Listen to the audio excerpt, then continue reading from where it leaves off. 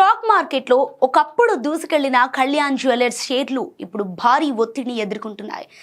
Company share ధర గరిష్ట స్థాయి నుంచి 40% కంటే ఎక్కువగా పడిపోవడంతో ఇన్వెస్టర్ల సంపదకు భారీ దెబ్బ తగిలింది.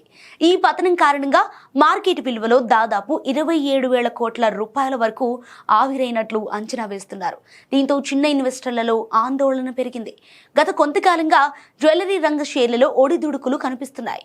ముఖ్యంగా లాభాల బుకింగ్, మార్కెట్ అస్థిరత, వాల్యుయేషన్ పై ఉన్న సందేహాలు ఈ షేర్ పై ఒత్తిడిని పెంచినట్లు మార్కెట్ నిపుణులు భావిస్తున్నారు.